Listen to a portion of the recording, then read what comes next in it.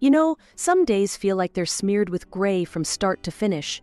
Today, my 39th birthday, was exactly one of those.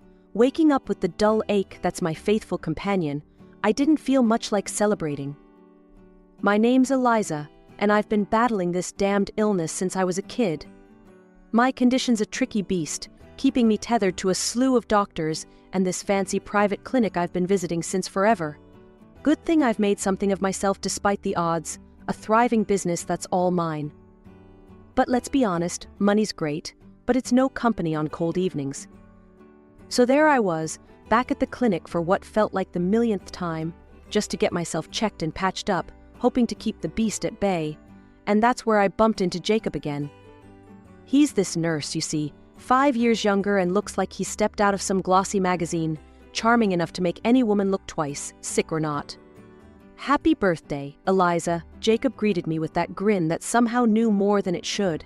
He was leaning casually against the nurse's station, looking like he didn't have a care in the world. "Thanks," I muttered, not really in the mood for chit-chat. I was more focused on getting through the day without any new bad news. Jacob seemed to pick up on my mood. He strolled over, all confidence and warm eyes. "Hey, don't look so glum. It's your birthday, isn't it? We should celebrate," he suggested, his voice smooth as silk. "Celebrate?" With more poking and prodding, I said, half joking but mostly serious. "Thanks, but I'd rather just get this over with." Jacob laughed, the sound easy and genuine. "Come on, Eliza. It's not every day you turn 39. Let me at least snag you a decent coffee from that cafe you like, my treat." Maybe it was the birthday blues or just the tiredness seeping into my bones, but I found myself nodding. "All right, Jacob. Coffee sounds good," I admitted, allowing a small smile to escape. We walked to the clinic's little cafe area, and as Jacob went off to order, I found a quiet corner to settle into. The thing about Jacob was that he always seemed genuinely cheerful, a stark contrast to the sterile whites and blues of the clinic. He'd been hitting on me since the first time I was admitted for an extended stay, always respectful but persistent as hell. Returning with 2 cups, Jacob handed one to me, his eyes never straying. "Eliza, you're one of the toughest people I know. This illness, it's part of you, but it ain't all of you. You've built a life, a business. That's not nothing." His words, blunt and simple, struck a chord. Maybe it was his straightforwardness, or maybe I was just vulnerable, but it felt good to be seen beyond the patient file. I chuckled, shaking my head slightly. "You always this optimistic?" "With you, always. You make it easy to believe in better days," he replied, his voice low and intimate. I don't know why I let my guard down. Maybe it was the birthday magic or Jacob's relentless charm, but as we sat there, talking and laughing over mediocre hospital cafe coffee, I felt lighter than I had in years. Discharged from the clinic and back in the swing of my daily routine, I thought the surprises were over. Then Jacob called. "Hey, Eliza, it's Jacob. How about dinner tonight? Just as friends, if you like." I hesitated, still riding the high of our last conversation. Sure, why not? I found myself saying, a little thrill of excitement making my stomach flutter. Jacob picked me up that evening, and he looked every bit the dashing nurse outside his scrubs, jeans, a crisp shirt, and that same disarming smile. As he drove us to a cozy little Italian place he knew, the air between us was charged, filled with the promise of something new. Over dinner, Jacob didn't waste any time. Between bites of spaghetti, he leaned in, his eyes serious. "Eliza, I've been thinking, why not give this a shot? You and me." I nearly choked on my pasta. "Jacob, you know my situation, my health. It's complicated. I can't have a normal relationship." Jacob reached across the table, his hand covering mine. "I don't care about that," he said firmly. "I love you for who you are, not for what you can or can't do. Plus, you deserve to be happy. Everyone does."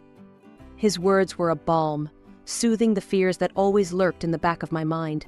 How could I not be moved? "Okay, let's give it a try," I agreed, feeling a mixture of joy and terror. Dating Jacob was like a breath of fresh air. He made everything fun, even a simple walk in the park felt like an adventure. He had this knack for making me laugh, and for the first time in a long while, I forgot about my illness. I was just Eliza, not Eliza with a chronic condition. 6 months flew by in a blur of happiness, and then, out of the blue, Jacob proposed. We were at home, a simple night in, when he got down on one knee with a small, elegant ring. "Marry me, Eliza. Let's make this official." Tears welled up in my eyes as I nodded vigorously. "Yes, Jacob. Yes." But practicality kicked in soon after, and I knew we had to sort out some legal stuff first. "Jacob, I want a prenup. It's important to me," I told him one evening, my voice steady despite the fluttering in my chest. Jacob didn't blink an eye. "Whatever you need to feel secure, I'm on board." Jacob signed the document without another word, his signature swift and sure. Our wedding was modest, held at the city hall with just a handful of friends as witnesses. Afterward, we moved into my plush apartment in the city center. For the first time in my life, I felt truly at ease, truly loved.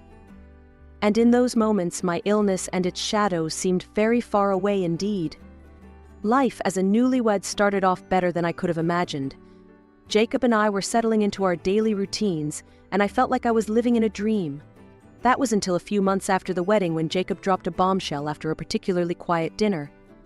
"Eliza, I've been thinking a lot about this, and I've decided to quit my job," Jacob said abruptly, his tone serious as he avoided my gaze. I almost dropped my fork. "Quit your job? Why all of a sudden?" "You love nursing," I responded, trying to keep the surprise out of my voice. Jacob sighed, pushing his plate away. "I'm tired, Eliza. Tired of dealing with sickness every day. It's draining, you know." He looked up at me, his eyes searching for understanding. I reached across the table, squeezing his hand. "I get it, love. But what will you do?" He smiled then, a slow spread across his face. "I was thinking I could take care of the house, cook for us. Make things nice here. Wouldn't that be something?" I paused, considering. It wasn't a typical arrangement, sure, but Jacob's cooking was divine, and he had a knack for making our place look like it belonged in a magazine. "If that's what you want, I'm all for it," I finally said, giving his idea my blessing. True to his word, Jacob transformed into the perfect homemaker. Each evening I came home to a spotless apartment and the aroma of something delicious wafting through the air.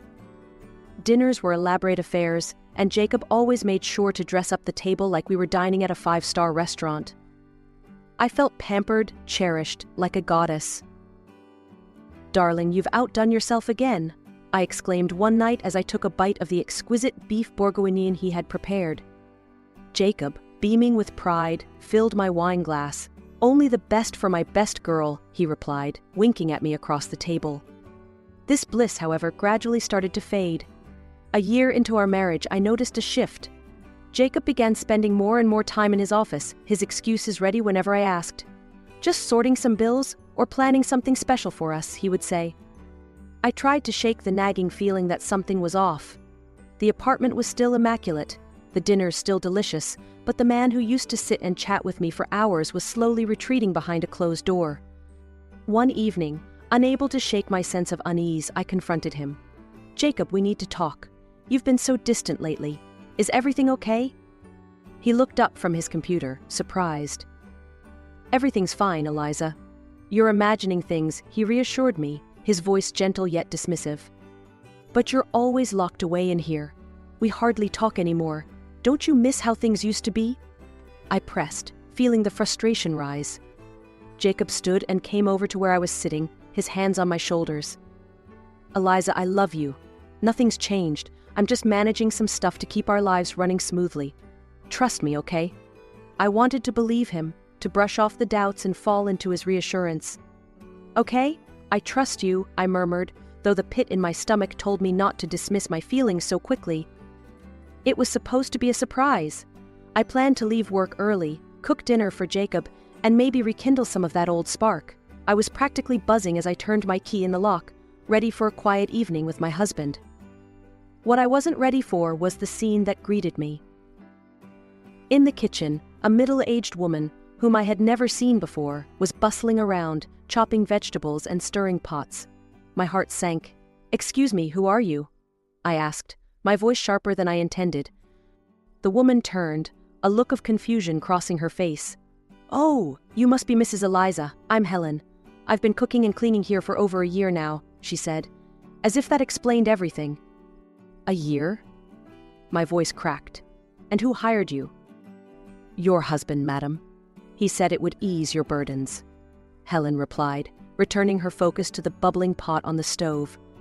I felt like the floor was slipping away under me. Thank you, Helen. That will be all for today. I'll handle it from here, I managed to say, keeping my tone even. Once Helen left, the silence of the apartment pounded in my ears. I sat down, trying to process everything. Where was Jacob if not here taking care of things as he claimed? The next day, I contacted a private detective. It was something out of a TV show, but desperate times called for desperate measures. I needed to know what Jacob was doing. The detective's report came back faster than I expected. Jacob had been gambling, not just casual poker nights with friends, but high-stakes games at a casino downtown. He was in debt, big time. When I confronted him that evening, he didn't even try to deny it. His face crumpled when he saw the detective's photos and reports scattered across the coffee table.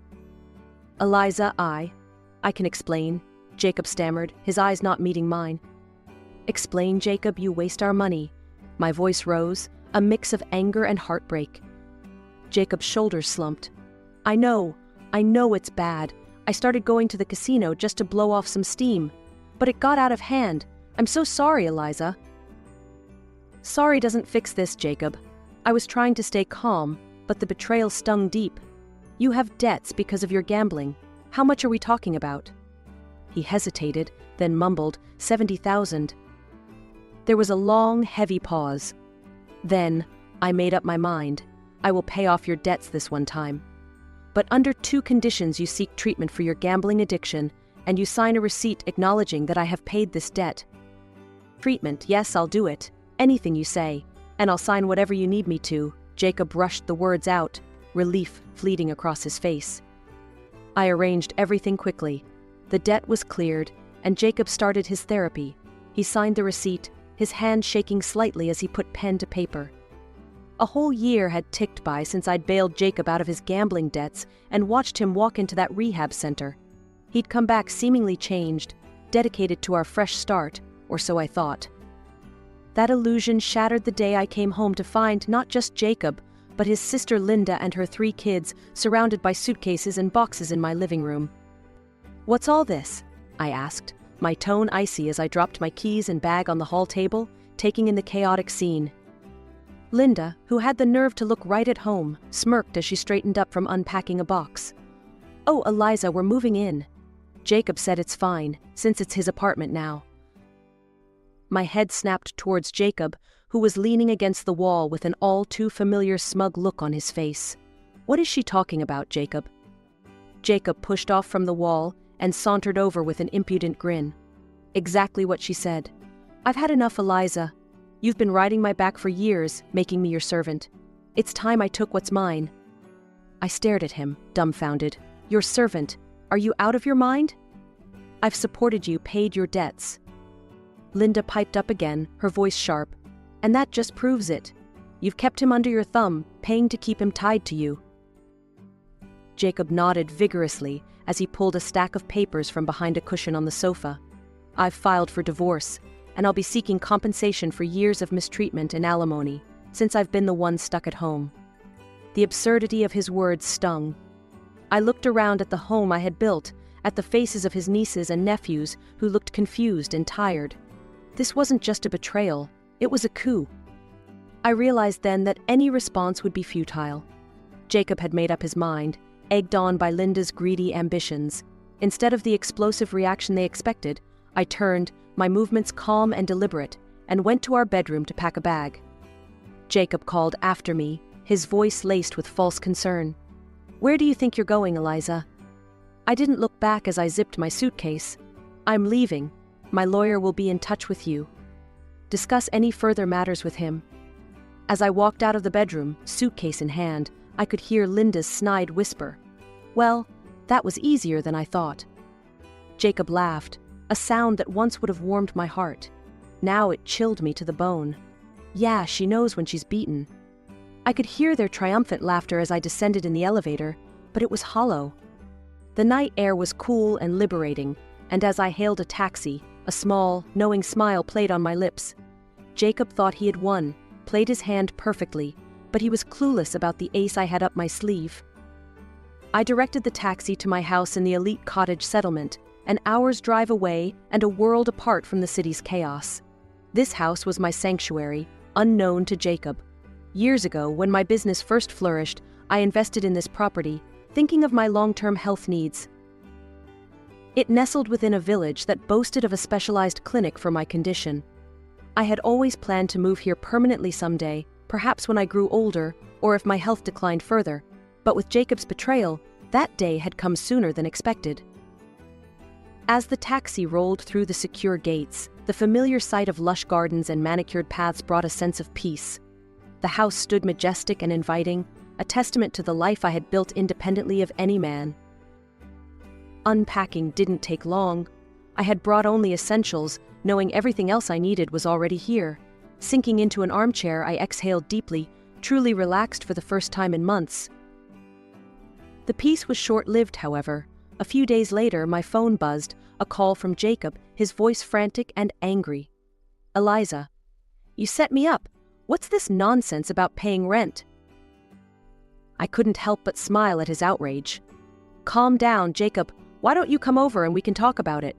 I'll text you the address." The next morning, I watched from my front porch as a car pulled up. Jacob and Linda stepped out, their eyes wide as they took in the expanse of my property. The shock on their faces was almost comical. "What is this place? How do you have a house like this?" Jacob blurted out as they approached. I stood, crossing my arms. "Welcome to my home, Jacob. This is where I've planned to retire. You never asked, so I never mentioned it." Linda, ever the instigator, nudged Jacob. "She's been hiding all this from you, and she made you live in that tiny apartment?" Jacob's confusion turned to anger. "You tricked me, Eliza. And now your lawyer tells me I owe rent for an apartment that's been sold? I spent years taking care of that place." "That apartment was a rental controlled through my company, Jacob. You didn't think to ask about the details, did you? And yes, it's been sold. The rent's due next month," I explained nonchalantly. Linda piped up, her voice dripping with greed. "We want this house, Eliza. If we have to leave the apartment, you should give us this house." Jacob nodded, a desperate look on his face. "Yeah, if you don't, we'll sue. We'll take this to court." I burst out laughing, the sound echoing off the high ceilings. "Oh, you will you? This house was bought before I met you, Jacob. It's protected, outside the reach of your claims." Their faces fell, the realization that they had no legal ground to stand on sinking in. As they continued to protest, I made a simple gesture to the security personnel who had discreetly gathered nearby. Within moments, Jacob and Linda were escorted off the property, their shouts fading into the distance. The courtroom was cold and sterile, a stark contrast to the heated emotions running high within its walls. Jacob had filed a lawsuit claiming that I had exploited him, reducing him to little more than a slave in our home. The audacity of it made my blood boil, but I maintained my composure, trusting in the stack of evidence my lawyer had organized. Jacob took the stand, his voice shaky but determined. Every day was the same. I cleaned, I cooked, I did everything around that apartment while Eliza just took it all for granted. "She treated me like I was less than nothing," he declared, throwing a resentful glance my way. Linda was next, her testimony dripping with exaggeration. My brother was completely under her thumb. She was cruel, always belittling him. I saw it myself. She's a tyrant. My lawyer, calm and precise, called our first witness, Helen, the real person who had been managing our household chores while Jacob purportedly played the downtrodden husband. "Can you tell the court your relationship to the defendant?" my lawyer asked. "I was hired by Mr. Jacob to clean their apartment and cook. He paid me from a separate account, which he funded," Helen explained, her voice clear and unwavering. "And how often did Mrs. Eliza interact with you in these matters?" "Never. She didn't even know I existed until the day she found me in their apartment," Helen replied, casting a sympathetic glance my way. The courtroom buzzed, the judge noting the reactions. Jacob's face had gone white, his sister's mouth agape. My lawyer then presented the prenuptial agreement, the document displayed for all to see. This agreement, signed by both parties, clearly states that in the event of a divorce, Mr. Jacob is entitled to nothing. No alimony, no compensation. Would you confirm, Mr. Jacob, that this is your signature? Jacob, now visibly sweating, nodded weakly. Yes, but I didn't. You didn't read it? My lawyer cut in sharply. Yet you signed it, correct? Yes, Jacob admitted, his voice barely a whisper. The judge made a note, his expression unreadable. As the final blow, I had instructed my lawyer to bring up the payment I made to clear Jacob's gambling debts. The signed receipt was shown, proving his financial irresponsibility and my attempts to save our financial stability. When the judge finally spoke, his voice was firm. After reviewing the evidence and testimonies, it is clear that Mr. Jacob's claims are unfounded. The court denies the claim for compensation and alimony. Furthermore, the prenuptial agreement stands as legally binding. The divorce is granted. Jacob slumped, defeated, while Linda's face contorted with rage. You idiot, she hissed at him outside the courtroom. You screwed up everything. We had a perfect setup, and you couldn't even play your part right. As they bickered, I walked away from the courthouse, a weight lifted off my shoulders. Jacob had been planning to live off me, thinking he could outsmart me. His greed was his undoing, and now he was left with nothing but his own failures to contemplate. Life had a funny way of coming full circle, and as I sat in my sunlit living room overlooking the gardens of my secure, serene village home, I couldn't help but reflect on the whirlwind that had been my life over the past few years. My business was thriving, managed efficiently by my assistant, and my health was stable, monitored closely by the excellent clinic just down the road. I was finally at peace, or so I thought, until Jacob showed up again, uninvited and unwelcome, disrupting my tranquility. It was a crisp morning when I saw him at the gates through the security camera, looking disheveled and desperate. I had instructed the guards never to let him in, but somehow he had talked his way up to the front door. As I opened it, he fell to his knees, an act so dramatic it would have been comical if it weren't so pathetic. Eliza, please, you have to take me back, Jacob pleaded, his voice cracking. I'll do anything. I'll cook, clean, whatever you want. Just let me stay here. I stared down at him, my disgust mounting by the second. Get up, Jacob. You're making a scene, I said, my voice icy. It's all Linda's fault. She talked me into everything, the divorce, the claims. I never wanted any of it. His words tumbled out in a rush, a sloppy attempt at excusing his actions. I crossed my arms, feeling the anger bubble inside me. You expect me to believe that? After everything, you think you can just blame Linda and I'll forgive you? Jacob's eyes were pleading, but behind them, I could still see the same selfishness. Eliza, I'm broke. I've had to take out a massive loan to pay you back that $70,000, and now I'm struggling. I can't survive out there. Should have thought of that before you tried to cheat me out of everything I've worked for, I snapped back.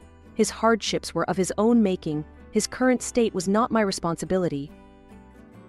Realizing his groveling was getting him nowhere, Jacob's tone shifted, edged with desperation. Eliza, I need this. Please. I shook my head, resolute. You need to leave, Jacob. Now. When he hesitated, I turned and signaled to the security standing by. They promptly stepped forward, each taking an arm, and lifted Jacob off the ground. No, Eliza, please, Enough, Jacob. You've made your bed. Now lie in it. I interrupted him firmly, my patience worn thin. As the guards escorted him away, I instructed them to ensure he would never be allowed on the premises again. Turning back to my home, I felt a surge of relief mixed with sadness. Sadness for the man I thought I had married, and relief that I was now truly free of him. I had dreams to chase and a life to live that was not defined by the deceit of a failed marriage. My home was my sanctuary, tailored to my needs and filled with peace. I planned to travel, see the world in ways I never had before, and meet people who shared my passions and integrity. As I looked out over the lush greenery that bordered my home, I felt a sense of excitement for the future. The world was wide and full of possibilities, and I was ready to explore it on my own terms, with my head held high and my heart open to new adventures. Jacob was a chapter closed, a lesson learned in trust and resilience. Now, it was time for new stories to begin. All right, everyone's presentations are done. Nick, the manager, said as he tried to move the discussion forward. Excuse me, I haven't. I recently found out something.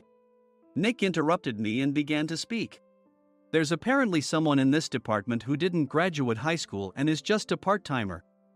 Meetings should be for employees only. Absolutely right. His lackey, Mike, of course, agreed with Nick. I'm leaving. After leaving the meeting room, I started to shut down my computer. I noticed that an email had arrived, not in my personal inbox, but in the company's shared email. Thinking, there's no point in speaking up, no one will listen, I went home quietly. The next day, I heard a commotion from Nick's desk. He was staring at his computer screen, his face pale. Nick? Is something wrong? Mike looked at the screen with him. And he turned even paler than Nick. Why is he so angry? Knowing the reason for Mike's distress, I thought to myself, serves them right. My name is Adam. My mother passed away when I was in the 9th grade, and I was raised by my father. Well, you could hardly call it being raised. After my mother passed, my father changed. He drowned his sorrows in alcohol, and though he still went to work, he squandered our living expenses on horse racing. Because of that, I had to start working part-time as soon as I entered high school. Every month, I went to the convenience store with bills in hand that couldn't be auto-deducted from my father's account. Even though I endured it because I didn't want to be alone, I reached my limit in my second year of high school and dropped out. I found a live-in job at a distant inn. Thank you for everything. The day I left home, my father, still staring at the TV, spoke. Take care. That was our last conversation. Back then, 18 wasn't the age of majority, so I needed my father's permission to work, and I couldn't hide my place of employment. Yet, my father never visited me even once. I kept working just to survive, and before I knew it, I was 42. Years of hard work paid off, and I was transferred to the headquarters. I was thrilled to be recognized by the company, as I thought I'd be working in the field until retirement due to my lack of formal education. Listen up. Our work can change the future of our employees. Don't drag us down. On my first day after the transfer, Nick, dressed in an expensive suit, spoke sternly. There was a reason for this. Our inn was located in a prominent tourist destination, known so well that everyone in the state could sing its commercial jingle. At its peak, we had 5 locations within the state. But that was long ago. Due to financial difficulties and aging facilities, only the place where I had worked for many years and the original establishment remained. I was prepared to lose my job anytime, but now there was a glimmer of hope. With the rise of social media, the tourist area where the inn was located started gaining attention again. Depending on how hard the sales department, where I was transferred, worked. We could either thrive or be forced to give up this prime location to the new hotel chains continuously popping up. For Nick, who had switched careers from another industry to strengthen our sales, this was a battle he couldn't afford to lose. I understood why he had to be strict. I will do my best. Nick sneered at my enthusiastic declaration. Did you not hear what I said? I'm sorry. I thought I was listening carefully. Out of habit from years of customer service, I apologized reflexively, though I had no idea what had offended him. Someone was watching me with a smirk. In this department, there are those who are expected to excel and those who have been shoved here because they have nowhere else to go. You are the latter. It was Mike, the section chief. He's 7 years younger, at 35. But he was called to headquarters much earlier than I was and had been moving around within the headquarters ever since. I'm not jealous, but I can't accept that he's my boss. Graduating from a prestigious university, he has an unusually high pride and caused many problems as a newbie, making things very difficult for me when I was the front desk leader. When I found out Mike was transferred to the sales department a month before me, I was disheartened. Mike is right. With just a middle school diploma, there's not much you can do. Don't even think about achieving results. As if I didn't exist, Nick remarked, I'm thirsty. Mike eagerly ran to the coffee maker.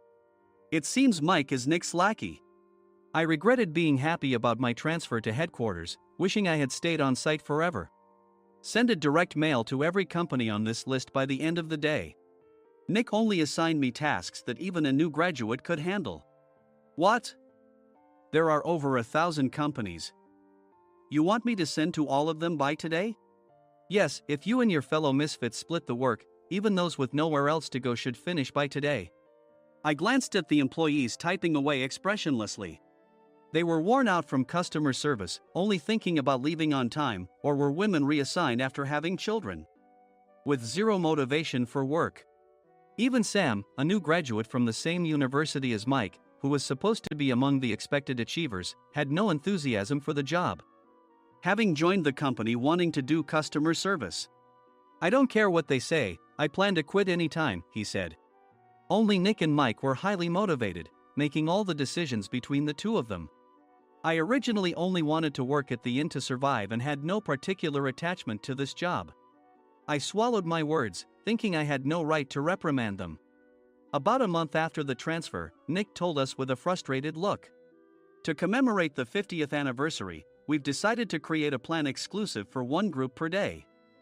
Originally, Mike and I were supposed to come up with it, but our president, Mr. Thompson, insists on hearing everyone's opinions. So, you all get a chance.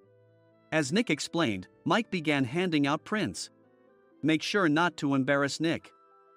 If your ideas are half-baked, you'll have to redo them. It seemed that they had printed his handwritten notes by Mr. Thompson, which included several questions and a section for free responses. It made sense why Nick had to seek our input, given that all responses had to be submitted to Mr. Thompson. We were given a week to think about it, and a meeting was scheduled to compile our ideas. My plan is to let guests enjoy both the old and modern America. Nick began the presentations. Guests would watch a master confectioner at a nearby traditional sweet shop make sweets in front of them. The welcome drink would be premium tea in a bottle. Nick's plan was certainly attractive. After his presentation, Nick called on us to present in the order we were seated. Just as I stood up for my turn. All right, everyone's presentations are done. Excuse me, I haven't. I recently found out something. Nick interrupted me. There's someone in this department who didn't graduate high school and is just a part-timer. He was likely talking about me. I joined the company as a part-timer and was made a full-time employee when I turned 20. That was 20 years ago, so Nick and Mike probably had no chance to know until recently. Meetings should be for employees only. Absolutely right. After that, Nick kept creating opportunities to solicit everyone's opinions, purposefully excluding me from speaking. The meeting unexpectedly heated up and went past the scheduled end time. A few people asked to leave, and the discussion continued with the remaining few. Still here? Normally, you'd leave in that situation. Though I had no attachment to the job initially, hearing kind words from customers made me want to make them happier. For someone like me, with nowhere to go, the inn was my home and customer service was my life. I felt pathetic about my current self. I'm leaving. I left the conference room and started shutting down my computer. I noticed an email had arrived, not in my personal inbox, but in the company's shared email. Thinking no one would listen to what I had to say anyway, I quietly went home. The next day, while preparing the DM as instructed, I heard a commotion from Nick's desk. In his haste to stand up, he hit his knee on the desk. He stared at his computer screen, his face pale. Nick! What's wrong? Mike, thinking he should be the first to rush over, approached Nick while still wearing his coat. He peered at the screen with Nick. And he turned even paler than Nick. Why is he so angry? Who is responsible for this company? Nick, more irritated than ever, asked, and Mike answered without checking. Probably Sam. Sam wasn't there because he was attending a morning training session for new hires. Nick gave up on getting angry and returned his gaze to the screen. They were looking at an email that arrived right after the end of the working day yesterday. Apparently, no one, including me, had checked it before leaving. The email was from a large company that used us for their annual employee trips. The president and executives of that company also frequently used our services personally. President of the company, Mr. Mason himself, had declared that neither he nor his company would ever use our services again. Well, some companies cancel their employee trips or stop using our services due to financial struggles. let's just move on. Mike kept wiping the sweat from his forehead with a handkerchief. Knowing why Mike was so agitated, I quietly watched their interaction. Do you know how much revenue we get from that company? We can find other guests to fill the rooms, but we'll lose the banquet costs, gift shop revenue, rental car fees, and more. Moreover, the gifts were supposed to be prepared by the traditional confectionery shop involved in Nick's proposed plan. If it's known that we incurred such a huge loss at this critical time, Nick's position in the company would be jeopardized. Nick took a deep breath, seemingly trying to calm himself. All right, Mike. Go to New York right now and apologize to Mr. Mason. What? You're coming with me, right? I have urgent work to do. I trust you, which is why I'm entrusting this to you. Please. Mike, believing Nick's sincerity, agreed with a determined look on his face, saying, yes. That's Nick for you. Even if Mike went to apologize, Nick would shift all the blame onto him if the client didn't change their mind. Well, it was Mike's fault to begin with, so it served him right. About 3 hours later, Sam answered a call from somewhere and repeatedly apologized, saying, I'm very sorry. Everyone watched to see what was happening. After ending the call, he informed Nick with a weary tone. When Mike arrived at the client's company, he only made things worse, further infuriating Mr. Mason. He was demanding, get his boss here immediately. It was no wonder Sam was exhausted, dealing with such a call right after returning from training. What is that idiot doing? All right, Adam, you're coming with me. If sacrificing Mike didn't work, then I must be next. Normally, I'd want to refuse at all costs, but I saw an opportunity in this situation. If I can be of assistance, I'd be happy to join you. I obediently followed Nick, and we flew to New York. When we introduced ourselves at the reception, it became clear how serious the situation was, as the receptionist personally escorted us to the president's office. Angry voices leaked through the door, making both Nick and me uneasy. Excuse me.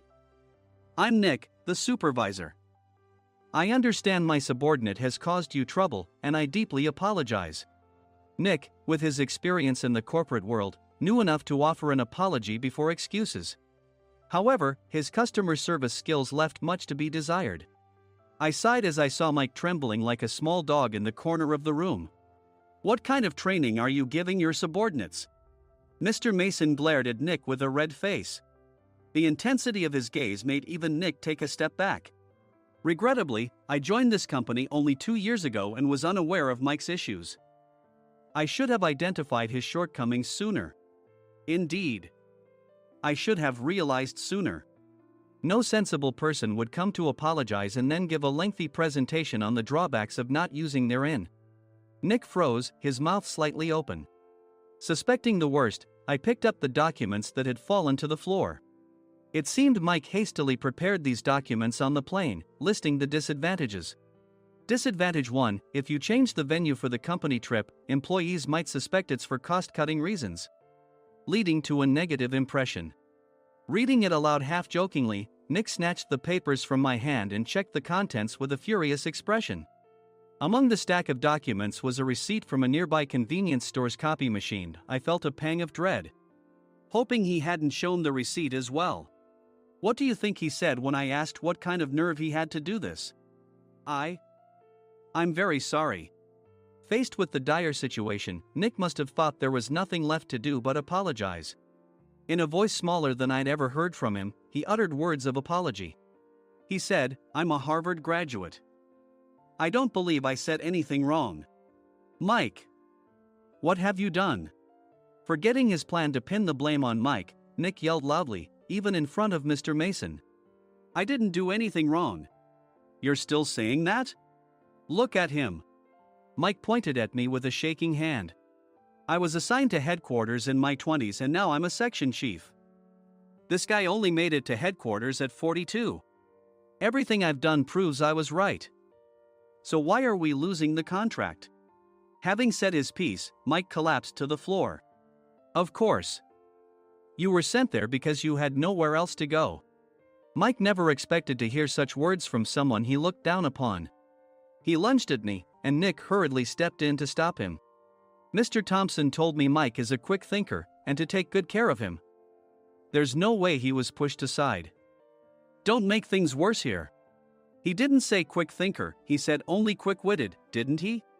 I don't remember that part.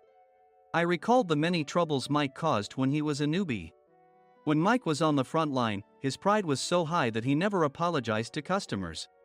Customer service, especially in our job, doesn't work alone. It brings both good and bad situations. If the front staff or housekeepers made mistakes, or the cleaning company didn't properly clean a room, one had to apologize to the customers regardless of personal fault. Mike, in such situations, would never apologize, insisting he wasn't at fault. This often angered customers, and as the front desk leader, I frequently had to apologize on his behalf. He caused complaints and disrupted operations, which is why he was quickly moved to headquarters. In departments where he didn't interact directly with customers, his quick thinking was beneficial and things went well. But it seemed his flaws were starting to show. Corporate reservations are supposed to be entered into the system by the sales representative. But a quick check yesterday revealed that more than 10 items were missing from the client's reservation. The handover document clearly stated what needed to be prepared. Why didn't you enter it into the system? Why do we have to give them special treatment? Filling rooms near the banquet hall, setting up all the food in advance. Specifying the brand of wine, they're too demanding. No wonder he always angered customers, I thought, feeling a headache coming on. Grouping them in rooms near the banquet hall is for our benefit too. It makes it easier for the staff to set up beds and serve breakfast since everyone's schedule is synchronized. As for the other requests, Mr. Mason suggested them to lighten our load. I didn't know that. Nick finally seemed to realize that Mike was the one who had angered the client. What did you say to them? I just told them we wouldn't give them special treatment anymore. We shouldn't waste effort on things that don't bring in money. I was utterly exasperated at his lack of understanding of customer service. Of course, we shouldn't comply with unreasonable demands. But carrying over successful practices from past stays makes customers feel remembered and enhances their experience. Good memories encourage repeat visits. That's part of our job. I looked down at Mike, who was sitting on the floor. In our job, nothing is a waste. Mr. Thompson likely moved you to the sales department, hoping you'd finally understand this. How do you think he feels now that you've failed to meet his expectations? Mike, tears in his eyes, fled the president's office. I was amazed he still hadn't apologized. You have it tough, Adam. It's okay, we're all employees of the same company. I deeply apologize for this disrespectful incident. Especially after all the care you've shown us. If it weren't for you, Adam, I really would have stopped staying here. When I heard you were moving to the sales department, I was willing to reconsider if you handled it. Seeing us talk so amicably, Nick's face contorted. Do you two know each other? Adam's service is excellent. I always requested him specifically. Normally, we don't accept specific staff requests, but we made an exception for Mr. Mason, adjusting my shifts accordingly.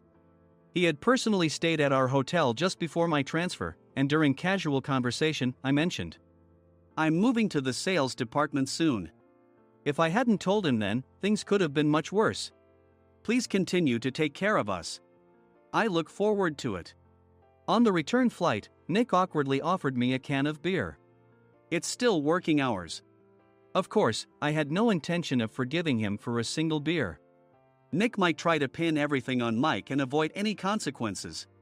While pondering this, a startling fact came to light. Nick, the tea bottles for the plan have arrived. I handed Nick a bottle labeled with our inn's name. They look good. What are you talking about? These are plastic bottles. I had assumed we would use the trendy, high-end bottling tea. But what arrived were ordinary plastic bottles of tea with customized labels. The only unique aspect was the label, which had the inn's name, making it look customized.